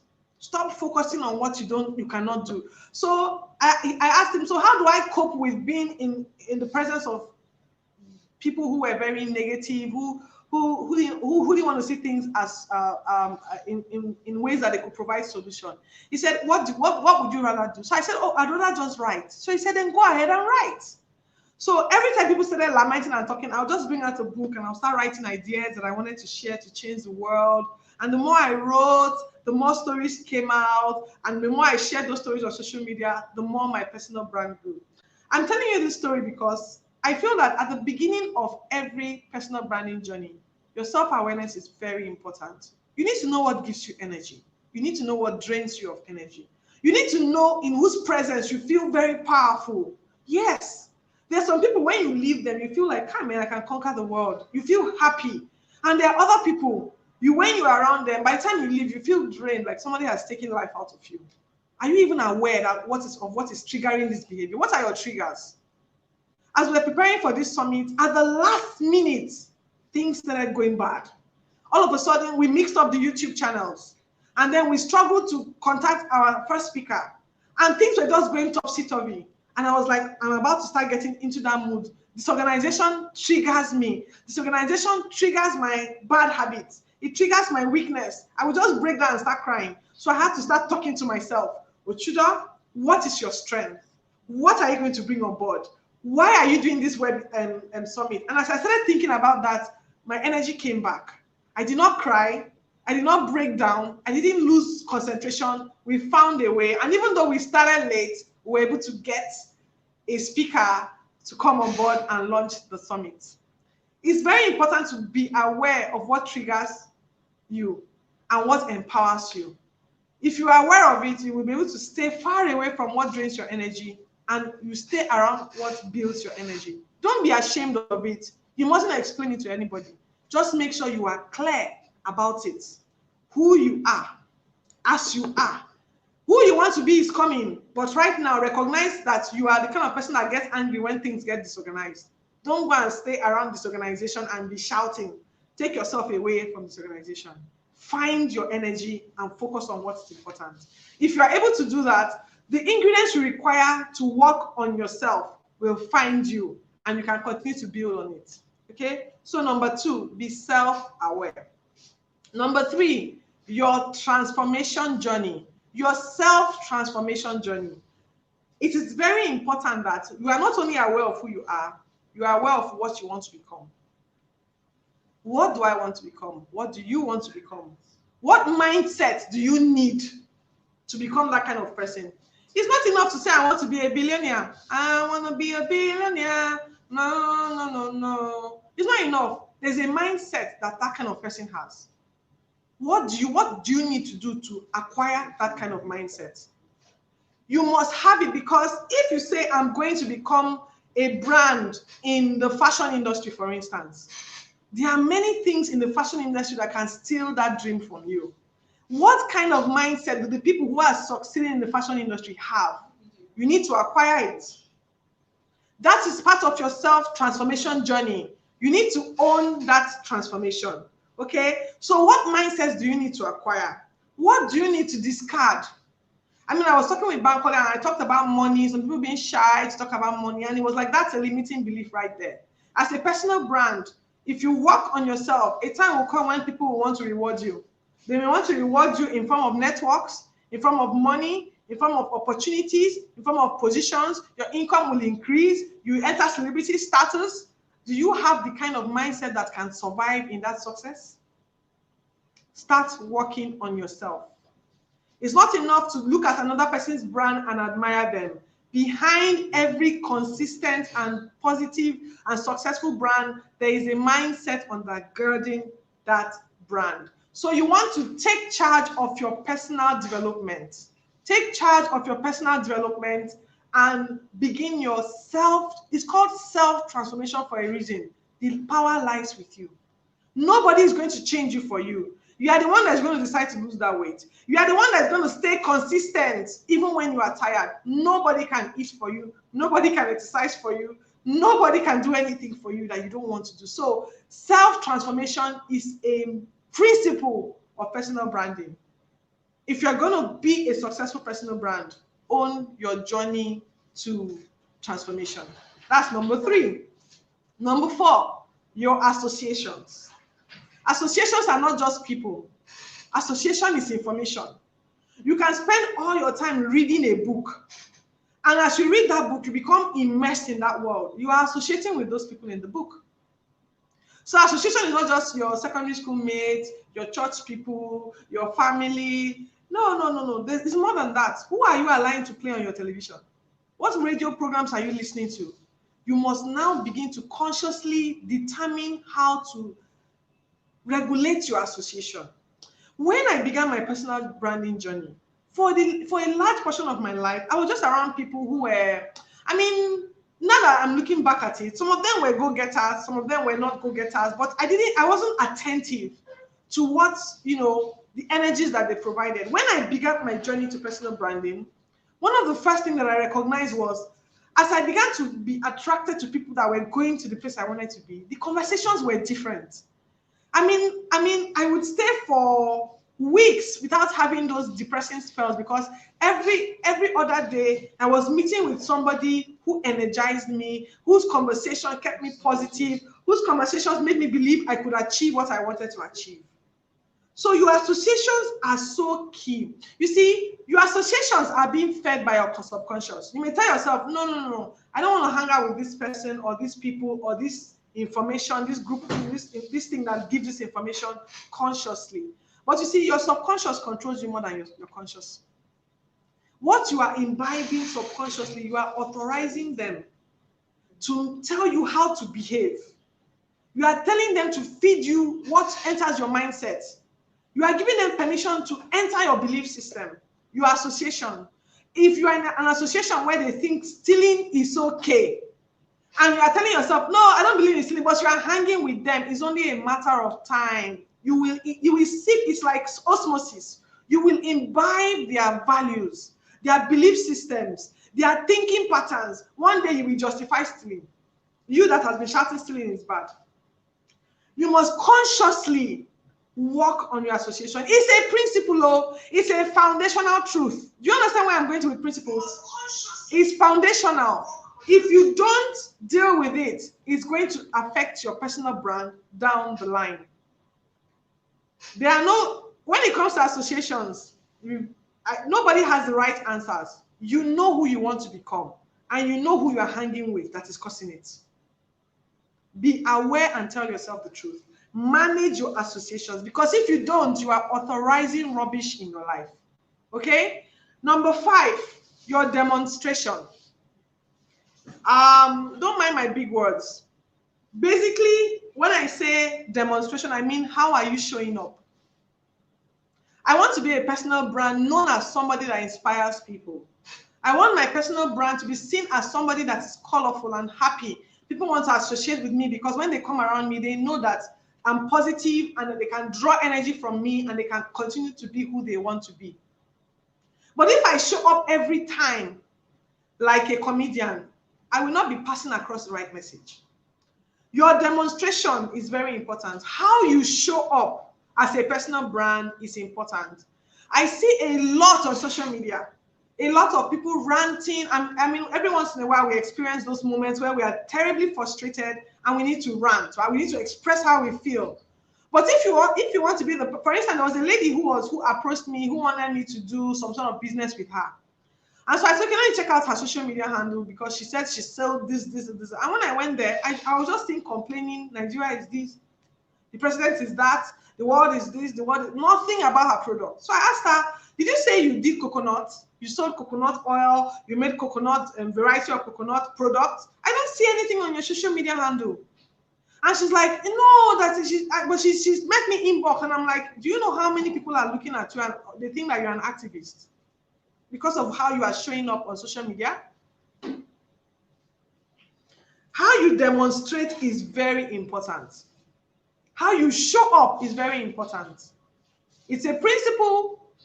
You may be showing up wrongly. You may be thinking that you are showing up, demonstrating your strength or your skills or your personality in a certain way, and people are interpreting it in another way. So I hope you're enjoying the session so far. I have 2 more principles. If you're liking this, please subscribe and share, invite others to come check out the Personal Branding Summit. We still have some guest speakers coming in. Our speaker who is talking about millions has just landed. If you give us some time, she'll be live here. Okay, so that's principle number 5. How you show up is very important for your personal brand, because showing up in that way consistently will build your personal brand. Number 6, your trade-offs. There is no single person who has built a powerful personal brand that has not traded off something. Sleep, associations, they have sacrificed money, effort, time. What are you willing to trade off to become known for what you want to be? How consistently are you willing to do that to become who you want to be? What will you sacrifice? How will you show up? How will you demonstrate it? There is a price for everything. There's simply no free lunch. Every single thing that you think is free, somebody else is paying the price for. I'll give you an example. A father is paying the price to ensure that his children have a life. They may think that it's free. I asked for a bicycle, I get it. I want to travel to Disney, I get it. It's free now, it's free stuff. No, somebody else is paying. As somebody who wants to build a personal brand, what are you willing to sacrifice? You want to build a personal brand. I mean, I can imagine one of the most powerful personal brands out of Nigeria is Tara Durotoye, the makeup maestro. She charted a brand new industry. Every time I read her story, I'm thoroughly inspired, because just hearing her talk about what she and her husband had to sacrifice in the early days of their careers. Before now, you think, oh, they didn't sacrifice anything. The dream it wasn't always there. They had to trade off many things. I'm pretty sure they traded off time with friends. They traded off spending monies in some ways. They had to save monies in some other ways. They had to allow themselves be ridiculed, because people thought this thing you're doing is not going to go anywhere. It's important to know what your trade-off is, because every single decision has a trade-off. It is a principle. You will never become great if you don't trade off some of the things that great people have traded off. Weigh your options carefully. And finally, the last principle I'm going to talk about, and I brought this question up when I was interviewing our last guest. I asked him, is every personal brand supposed to give you money? And he said, if you worked on your personal brand very well, yes, you would be able to be rewarded for something. Every investment is worthy of reward. It might not be immediate reward, but it's worthy of reward. Everything you do to build your personal brand is an investment. Not every reward will come in form of cash. Not every reward will come in form of money. Some reward come in form of bigger opportunities. Some reward comes in form of powerful relationships that you build with powerful and interesting people. Some rewards come in form of peace of mind. And of course, some reward comes with increase in your income, increase in the quality of your lifestyle, your status in your position in life, the society will increase. You suddenly become someone of repute. All of that is rewardable. Do not consider building a personal brand if at the end of the game you are not prepared to be rewarded. Reward is a very powerful incentive.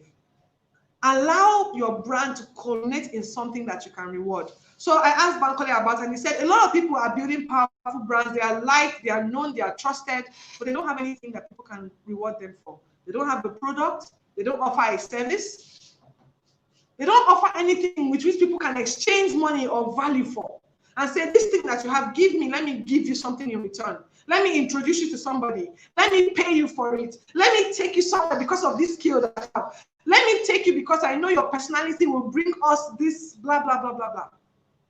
Your rewardability is a foundation you must understand and nurture when you start building a personal brand. It is very important for me that you don't think about building a personal brand and remain broke. I am about being wealthy owning your person, because your personal brand is more powerful when you have all your needs met and you can help the society around you. Does this make sense? So I'll just go over it one more time. The first principle is your reason. The second principle is your person. You need to be self-aware. The third principle is your self-transformation. The fourth principle is your associations. Associations are not only in the people you hang out with. They are the information you take in. Information can be from books, it can be from television, it can be from radio. It can be from anything. But you give permission to these things to seep into your subconscious and define how you live. You want to be careful of that. Your fifth principle is how you show up, how you demonstrate yourself. Show up consistently in the way you want to be seen. The sixth principle is your trade-off. There's not a single personal brand out there that will make it if you're not willing to trade off something. I could be home now watching TV, but I'm here in an office giving this. It's a trade-off. It is time with my kids, time with my husband, time with loved ones. I mean, I like to relax. But it's a trade-off for now because I have a vision. And then, of course, your rewardability. That's your seventh principle. Always invest in your personal brand, knowing that it ought to yield some type of reward. Yes, not every reward comes in form of raw money, doesn't come in form of cash, but not ever think for once that every investment made in your personal brand, in yourself, in paying for courses, in mingling with people, in attending programs like this is a waste. It's supposed to yield results. I hope that this has helped someone out there today. So I'd like to take your question very briefly before I try to connect with our next speaker. Are there any questions for me? Questions.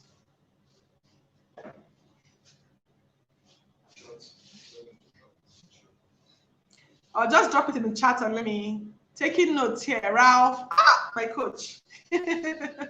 Thank you, sir. Thank you very much, sir. So any questions?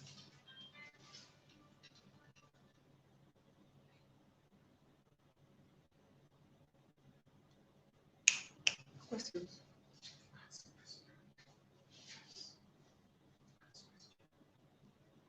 Any questions? So I'm waiting for the questions to show so that I can answer. No questions? Everybody's cool with the principles? Everybody's cool? Thank you, Kolawole, for updating everyone. You've listed all the 7 principles I listed. Thank you so much. You're an added supporter and I appreciate you.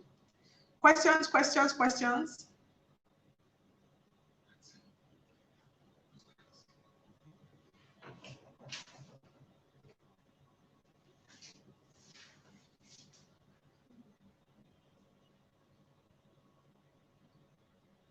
Okay, I cannot see the chat, so I cannot determine what questions are being played. What will you consider an extreme and unhealthy trade-off? So Izine is asking, what would I consider an extreme and unhealthy trade-off? Yes, that's a very good question.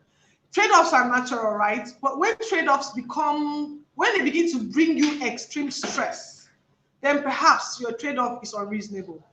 For instance, as a mom, you may want to spend time at home with your kids from time to time, even if you have to trade off time to focus on your business. If your trade-off has to take you out of home more than you like, if it's beginning to affect the state of your children, if your children are beginning to need you, they're complaining, they don't know you anymore, things are happening at home, you've lost touch with them, then perhaps your trade-off is extreme and it's unhealthy.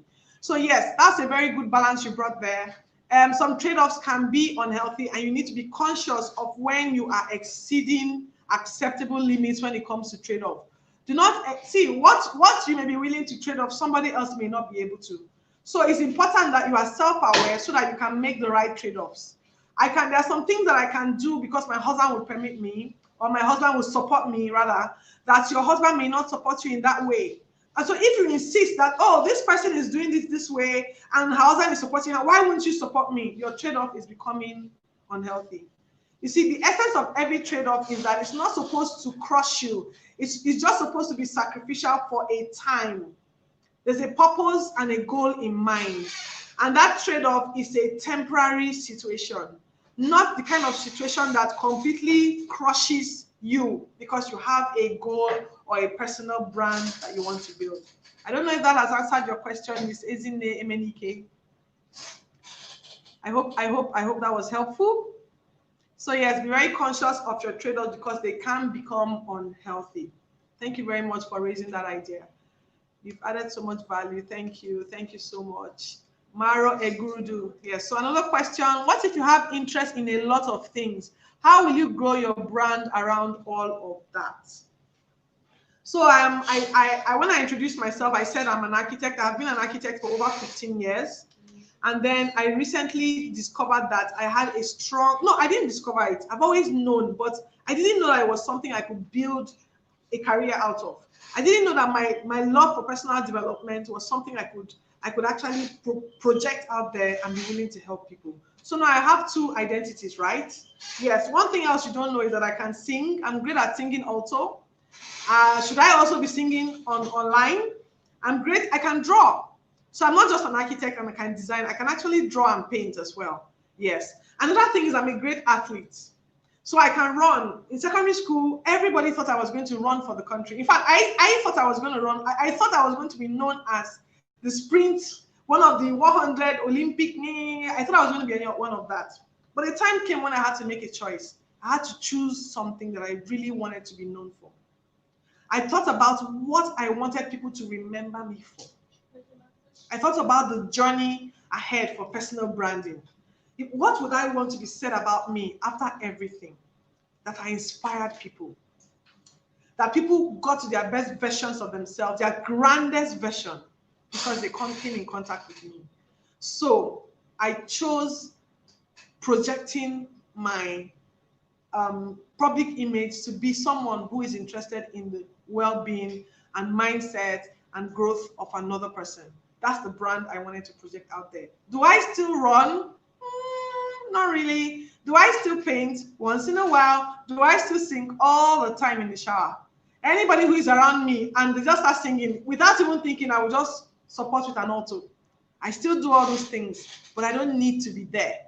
They don't need to be my personal brand. So the person who asked that question, the question has been taken off the screen. The person who asked that question, yes, you can be those multi-talented people that have great Jay's Corner. You might be one of those people that have plenty great ideas. You are multi-talented. You can do so many things so well. But I want you to present one, start with one, concentrate on one, build it to a certain notable level before you move to another brand. Because the essence of this summit is not just to tell you to come out as a personal brand. We want you to become a powerful personal brand. Be known for something. Eventually, you can, after dominating that scene, you can become something else. You understand? So you can become like Elon Musk. You first started out as a tech giant, and now you have this electric car. Now you want to take people to the moon. All of those are evolving personal brands. So eventually, Jay's Corner, your brand can evolve, but always start with one brand. I hope that has helped you. Yes, I hope that has helped you. Isn't it says, would you agree to start with the end in mind? I would have loved to say yes, start with the end in mind. But you see, many of us don't know the end. We're not sure. We just know the first few next steps. So sometimes when you have that urge to do something and it's a strong conviction, take the first few steps. Every step you take opens up the next steps to take. But if you are always sure of the end in mind, you may paralyze yourself. You may have analysis paralysis because you can see what you think the end looks like and you can see how far away you are from it and you may shrink from it. So yes, if you are able to, if you're that kind of person that can see far, by all means, think of the end in mind and keep growing your brand. If you can't, start from where you are and that's fine as well. Okay, that's fine as well. So I hope that I've been able to help answer a few more questions. I'd like to find out if our guest is ready to come on live. I'm not sure yet. I'm not sure. Any other questions? Thank you, isn't it, for your question? Any other questions? Any other questions?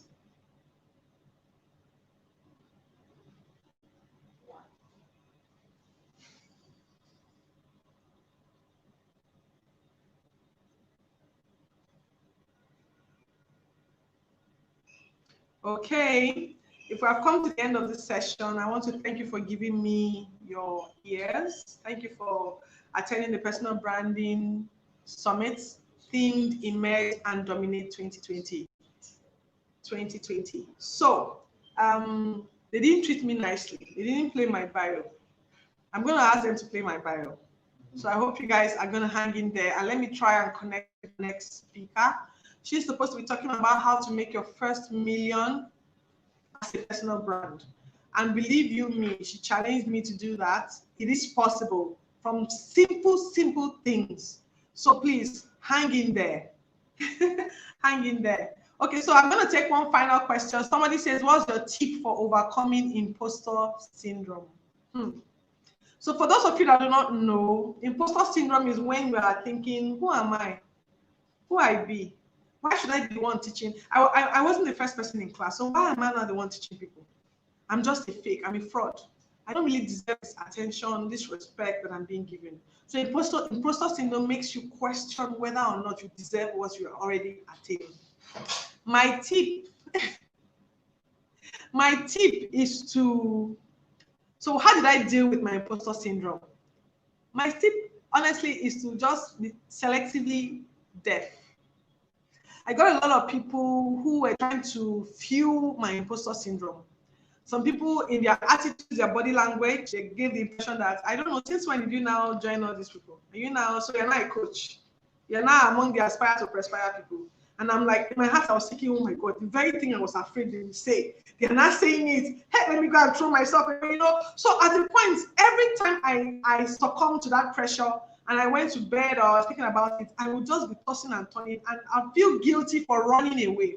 One day I told myself I was going to throw away my ears. So I began to selectively decide who I was going to listen to. There are some people I won't take advice from them, so why would I take criticism from them? So the first thing I did was identify this person that was trying to make me feel like an imposter and ask myself, if this person came to advise me, would I take advice from them? Are they living their own best life? What are they even doing that is what that makes them think they can criticize me? And so once I adopted that new mindset, it became easy to face off imposter syndrome. Every now and then we experience it. Before I held this summit, I asked myself, do I qualify to hold a summit of this nature? But then I've thrown away my ears. Anybody that says, no, I'm not qualified, I don't think the person has a right to advise me because the person will not have a right to criticize me. I hope this has helped you, Ezine. And that will be our last question for this session.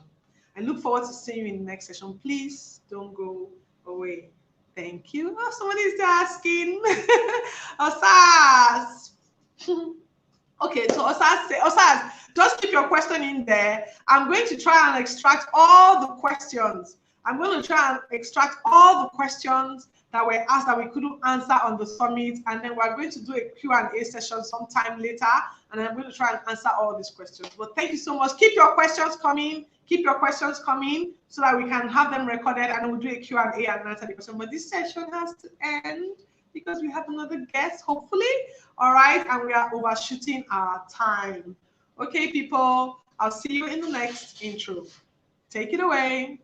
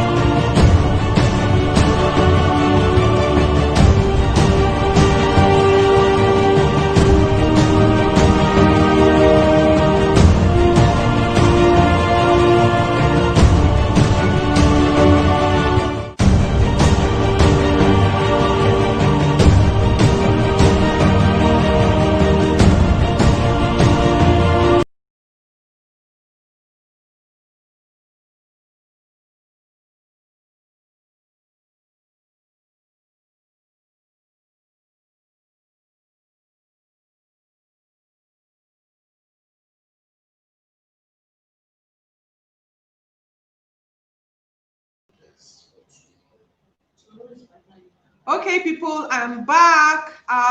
So I have some news for you. Our guest is still trying to settle into her new abode, so we'll not be able to come live this evening. So we're going to be ending this segment now. I look forward to seeing you guys tomorrow. So here are a few announcements.